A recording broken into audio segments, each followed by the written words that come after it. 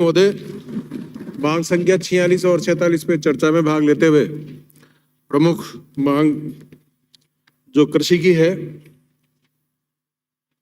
कृषि में आवश्यकता है वर्तमान में कि हर किसान मुनाफा चाहता है और मुनाफे के लिए वह ज़्यादा से ज़्यादा रासायनिक खाद कीटनाशक का उपयोग करता है और उसके साथ साथ वह जो जमीन होती है वो धीरे धीरे कर वो बंजर की ओर आगे बढ़ रही है, उसकी उर्वरा शक्ति कमजोर होती जा रही है। इसको बचाने की बहुत बड़ी आवश्यकता है क्योंकि खाद्यान्न के रूप में हम उपयोग करते हैं और आज पूरे देश में किस प्रकार की स्थिति है, हम कैंसर अनेक बहुत सारे रोग जो पूरे देश में आज भयानक स्थिति में पहुंच चुका है, तो हमें ज्यादा से ज्यादा जैविक खेती को प्रोत्साहन करने के लिए किसानों को आगे बढ़ाना चाहिए क्योंकि किसान 3 से 4 साल 5 साल तक जैविक खेती शुरू करता है तो उसकी जो पैदावार है वो 4-5 साल बाद बराबर की स्थिति में होती है। 4-5 साल तक वो किसान उसको घाटा लगता है, उसकी पूर्ति किसान की यदि सरकार करे तब जाकर वह किसान जैविक खेती कर सकता है। तो इसे विशेष ध्यान देना चाहिए। समय पर खाद मिले क्योंकि चाहे केंद्र सरकार से खाद आता है चाहे हम डिमांड भेजते हैं, पर समय पर खाद मिले ताकि समय पर वो बुआई कर सके। और समय पर बुआई होती है उसका बहुत बड़ा अंतर फसल के समय, जब कटाई के समय, जब ईल्ड में बहुत बड़ा अंतर पड़ता है। इस पर विशेष ध्यान सरकार की तरफ से रहे। सरकार को मैं धन्यवाद देता हूं कि आपने बिजली पहली सरकार ने 10,000 तक यूनिट माफ किया था, आपने 2,000 यूनिट फिर माफ करके उसको बढ़ाया। मैं मानता हूं कि हो सकता है किसानों के, छोटे किसानों को बिजली का बिल भी नहीं आएगा, पर आवश्यकता है बिजली मिले क्योंकि बिजली मिलती नहीं है सभापति महोदय। जब किसान को 3 से 4 महीने की आवश्यकता होती है उस समय पर बिजली मिल नहीं पाती है।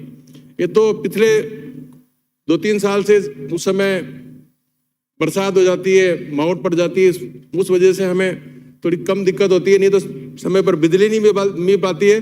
और कोई भी फसल समय पर बिजली नहीं मिलने के वजह से कितना नुकसान उसको होता है मैं अच्छी तरह समझ सकता हूँ। क्योंकि गेहूं है, गेहूं में यदि आप 20 दिन में उसको पानी नहीं पिलाओगे, यदि उसके पहला पानी 40 दिन में पिलाओगे तो उसमें 1 से 2 क्विंटल का बड़ा नुकसान होता है। समय पर बिजली मिले इसका विशेष रूप से सरकार को ध्यान देना चाहिए। साथ ही बीज निगम के माध्यम से किसान बीज खरीदता है, बीज निगम पर भी अपना कंट्रोल रहे। बहुत सी जगह शिकायतें आती है बीज निगम से व्यापारी जुड़ गए और वो व्यापारी बीज लेके दूसरे काश्तकारों की नकल लगाकर और बीज तैयार करके मुनाफा कमा रहे। मुनाफा किसानों को मिले, इस विशेष ध्यान सरकार को विशेष रूप से रखना चाहिए। एमएसपी पर माल किसान का बिके, समय से पहले उसकी तैयारी हो।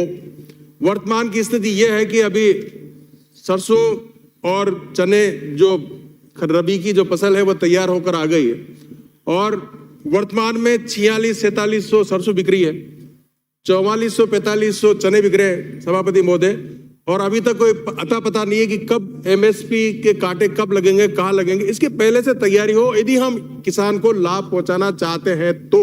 यदि हम केवल वाई लूटना, केवल पूर्ति करना चाहते हैं तो कोई दिक्कत नहीं, व्यापारियों के हाथ में चला जाएगा माल, फिर व्यापारी किसानों की नकल लेके बेचते रहेंगे। तो यदि हम सही मायने में किसानों का भला चाहते हैं तो पूर्व में तैयारी रहे। बहुत से किसान ऐसे होते हैं वो घर पे माल नहीं ला सकते, उनको सीधा माल खेत से तैयार करके उसको या तो एमएसपी पे या उसको बाजार में बेचना ही पड़ता है, उसी समय कांटे लगे। ऐसी व्यवस्था सरकार करे। विशेष रूप से आजकल वन क्षेत्र बहुत बढ़ गया क्योंकि जगह जगह जहाँ डैम बनने के बाद आसपास की वन भूमि में उसमें चरागाह जमीन दे दी, तो उसकी वजह से किसानों को बहुत नुकसान हो रहा है। तो तारबंदी में ऐसे सरकार की तरफ से इस साल भी बढ़ाया है और इसमें किसानों को तारबंदी के लिए और सब्सिडी दी जाए ताकि वो अपनी फसल सुरक्षित रखकर फसल तैयार कर सके। विशेष रूप से सरकार को ध्यान देना चाहिए। फसल खराबा होने के बाद बहुत दिनों तक अब फसल खराबा हुआ था मंत्री महोदय खरीफ, अभी तक रबी की फसल का फिर खराब हो गया, खरीफ की फसल तक का मुआवजा भी अभी तक किसानों के खाते में नहीं आया। जबकि तुरंत इन कंपनियों को तुरंत उसके खाते में डालना चाहिए जब आपने तय कर दिया। अभी रबी के लिए किसान अपना मुआवजे की मांग करने लगे, पर अभी तक क्योंकि ये कंपनियां बचना चाहती है, ये कंपनियों पे भी जहां तक प्रेशर नहीं होता है वहां तक ये कुछ किसानों का भला नहीं कर सकते। इतना इनको हम किसान के माध्यम से राज्य सरकार, केंद्र सरकार के माध्यम से इनका प्रीमियम अब देते हैं। जितना प्रीमियम हम देते हैं उतना प्रीमियम यदि हर साल किसान के खाते में डल जाए, उससे भी किसान खुश रह सकता है। इतना प्रीमियम हम सरकार की तरफ से देते हैं। और जबकि ये कंपनियां कितनी मालामाल, मैं तो कह रहा हूं राज्य सरकार को कंपनी खोल के राज्य सरकार, केंद्र सरकार को अब काम करना चाहिए, ये कंपनियां मालामाल होगी। साथ ही मैं कहना चाहता हूं, यदि हम असली हितैषी हैं किसानों के, तो हमें किसानों की लागत मूल्य के आधार पर उसकी एमएसपी तय करना चाहिए और उसको सुनिश्चित करना चाहिए कि ये माल हमें खरीदना ही खरीदना है।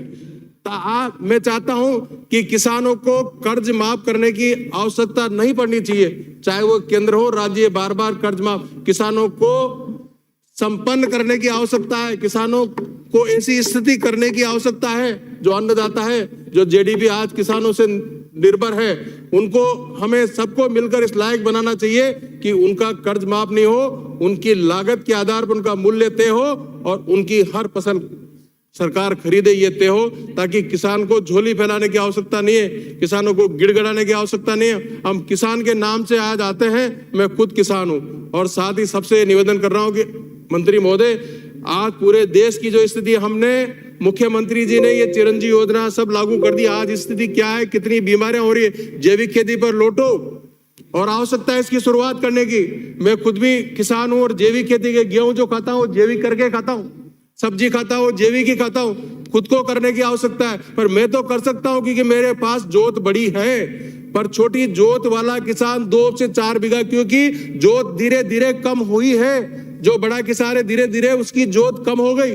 छोटी जोत वाला, क्योंकि उसको बच्चों को पालना है, उसकी शादी करनी है, उसके मकान बनाना है, इसलिए वो जैविक खेती नहीं कर सकता। 5 साल जैविक खेती करेगा, उसको घाटे का सौदा, इसलिए उसको प्रोत्साहन करने के लिए आगे बढ़ाना चाहिए। आपने समय दिया, बहुत बहुत धन्यवाद। Thank you.